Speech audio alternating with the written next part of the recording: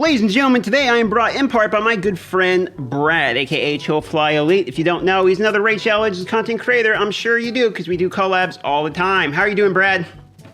What's going on, brother? How you doing? I'm having another wonderful day. And today what we're going to be doing is we are each going to be picking one legendary, one epic, and one rare that are the most, in our opinion, underrated for that particular rarity. So I got my three. You got your three, Brad?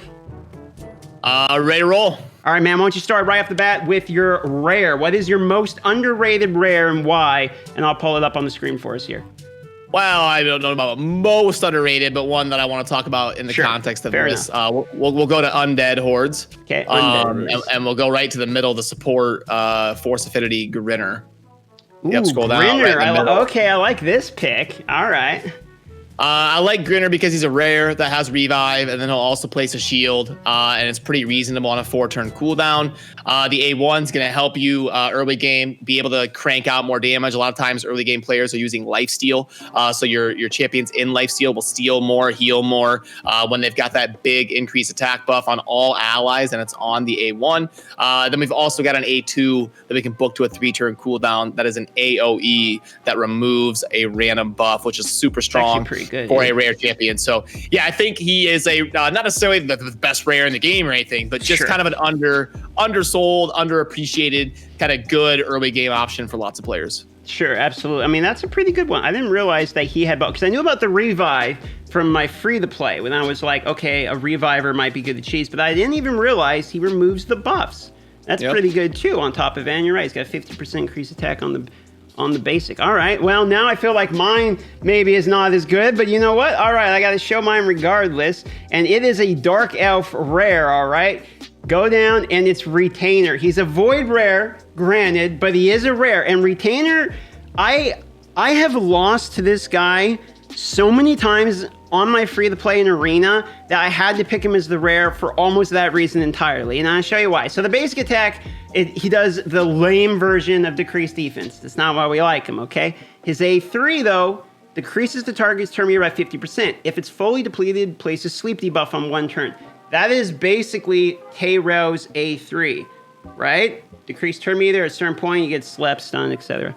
Now his A2, this is the reason that I hate this guy. It goes to a 3-turn cooldown. He heals 40% of his max HP, which is just 10% off what Miscreated Monster does when he heals himself. And then he places a counterattack on himself as well. So he's a little bit more annoying. You can pop him back. So you put him in lifesteal with high HP gear, and in the beginning of the game, I would lose to just him on defense. I had a couple people who baited me. It's happened more than once. And apparently there's some secret retainer low-level strategy. I don't know. Obviously there's defense and faction crypts and all that too. That like everyone gets these crappy auras. But this is my rare anyway. You know, I'm gonna stick up for my boy Retainer. I think he's all right. Whenever no one's gonna get this reference, but whenever I hear the word Retainer, I think of Ben Affleck in that scene in Good Will Hunting when he's like he's like sitting in for the interview, and he's like Retainer when they're trying to like get him to, I don't know, just a random thing that comes to my mind when you say that's Retainer. The Lego movie, right? Well, no, Good Will Hunting is Matt Damon plays that like troubled kid who's super smart. And he like goes around the chalkboards at night, like solving the math equations. Oh, really? That's actually a movie I haven't seen. Now this has become a movie conversation. So that's a classic I haven't seen yet. Then, if you haven't seen it, you should see it. Okay. It's a movie that it's kind of a good one to have in your brain for culture purposes that you should probably see. But okay, Retainer it is. I have to watch it so I get that right. See, you even knew I wasn't going to get that reference. Yeah. When you watch the movie, you'll get it because it's very obvious. All right, well, with that segue, we can move over to Mr. Bradley over here's, what do you say? Let's see your epic. Who's in your opinion, an underrated epic you want to talk about? Oh boy, so the epic, I'm going to go to Barbarians and then Spirit Affinity on the bottom row of the epics. And we're going to talk about Farrakhan the Fat. All right, yeah. I think this guy just is kind of a newer champion that I know is pretty decent, but I don't hear a whole lot of talk about it. But he's got the big version of defense break on an A1, which is always nice. And we're not only getting HP burn, which I think is going to be a little bit stronger now in the Dungeon 25 meta if they actually pull it off right. But we also get the multiple poisons on a 3-turn cooldown. And then the crit rate and crit damage and kind of an ally attack ability here, which can just crank out a lot. And then the passive, deflect 20% of all incoming damage to this champion, and the damage will be spread across all allies. Hey, so he is actually really good. Yeah, so he's got just interesting things going on that you don't really see commonly, that you can kind of get on your team. So I think he's a really fun epic that, again, not like godly top 5 epic in the game, but just very solid. Doesn't probably get enough love. Okay, I like that pick. Do you have some good picks so far on this one? So for me, unfortunately, I believe you got me beat because I want to show you mine. Where is he? Okay, where he is in the, and the reason I know this is it's a skinwalker named Rainbeast, because I'm going with ones I learned when I was new to the game, all right? So when I was new, Rainbeast was one of the first epics I ever poed. And then I promptly poed 4 more of him, like almost in a row as ancients. And there was one of the first videos I ever did was like the 4-man Rainbeast team, which doesn't work, by the way. But what is hilarious about him is it's almost entirely his passive in his A. Well, I mean, all his moves are good, but the passive's amazing, which is that when an ally is attacked, places a shield buff equal to 35% of this champion's max HP on the ally for 2 turns, occurs once per turn, will not place a shield buff on himself, okay? That's actually pretty big. He has 18,000 health on the base HP, right? On the base HP. And I like percentage based upon his health, not others, and it happens automatically even out of his turn.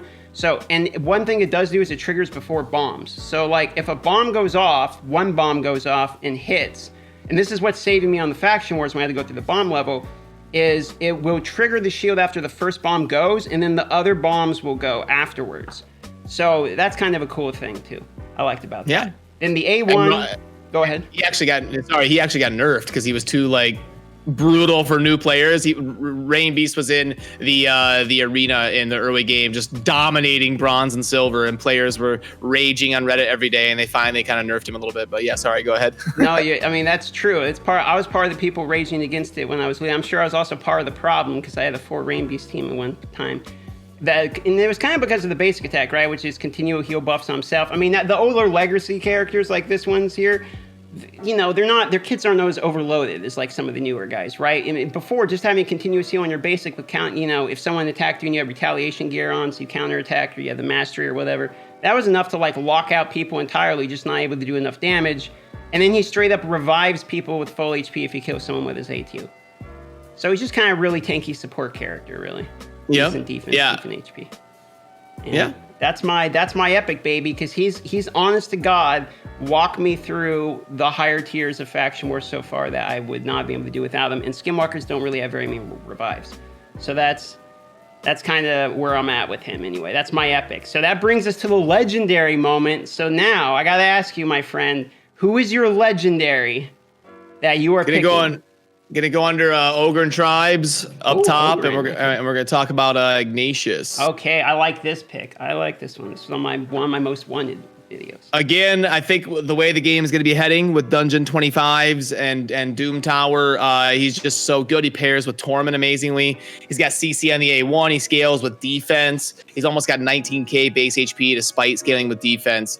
He's got CC with the AoE Provoke. Then he's got an HP burn that can't be resisted, which is going to be amazing in the Spider. And then you get an all-battle defense aura. So yeah, there's really just, in terms of general usefulness to have in your squad for so many different situations, Ignatius is one of those champions that's just kind of like aging like wine. The longer the game is out, he's just kind of keeping his value and kind of getting better and better. So I'm kind of glad you went with this guy here, because I was debating between 2 for my top legendary. And the 2 I were debating against, I'll talk about in a moment. But now that you've mentioned this and you talk about the unresistible HP burn, I completely agree. He was on my top 10 most wanted, or top 5 most wanted legendaries. He was, I believe, number 2 or number 3 for me on my list. because of this. I don't actually own this character, and I would love an unresistible HP, but I think it's really, really good. So I like that one. But for me now, I'm going to change it, because originally I was going to go with more than Macab. And I was going to talk about how Macab's actually, like, I've been using him again in the Faction Wars, and I learned, you know, he does block buffs pretty good. Paro's pretty good, lead and all that. We're going to go through that. But you know what? I'm going to switch it here. I'm going to throw you a curveball at the end. And we're actually going to talk about Ghostborn, because I love the pick of Ignatius and the Unresistible, and it really makes me want to go with Ghostborn, because as I'm sure you know, you're nodding your head, you know where I'm going with this, is that he, or what is it? It's a he or a he? It's a he, right? Yeah, it's a he. We have exposed. Yeah, they wouldn't have a bare chest of a female. Come on, Darth. No, it's player. So he attacks all enemies with a 100% when booked chance to 60% decrease defense, and then attack buffs on everyone. Anything that's unresistible is extremely rare, and being able to do an unresistible defense down, I love that. The A2 attacks all enemies, heal reduction, so you get another support type thing, and then basic attack, another defense down. So really, one trick wonder, which is AoE, unresistible, defense down, and unresistible is great for auto teams like spiders, so you're not stuck with RNG, etc. So that would probably be my most underrated, which kind of goes in line with your Ignatius pick. It was going to be Macab, but Ghostborn's probably more underrated. Yep, great pick. The irresistible defense break is insane for the arena, and for making sure that your like spider nuke strategies are 100% instead of 97, like if you're using Draco or something. So yeah, good pick. I like it. All right, well, nice, easy video. If you like this video, go ahead and like it then. Subscribe if you're new to the channel. And in the comments down below, tell me and Brad what your favorite legendary, epic, and rare is as well. And don't forget, me and Brad just did a collab on his channel, so go over and subscribe to him. We're going to have that in the pinned comment as well. Any last thoughts or comments or anything for the viewers there, my friend? No, fun topic, and thanks for inviting me. It's always fun to touch base with you. Thanks for coming. Love having you on the channel. Have a wonderful day, and we love you. Bye-bye, Pod.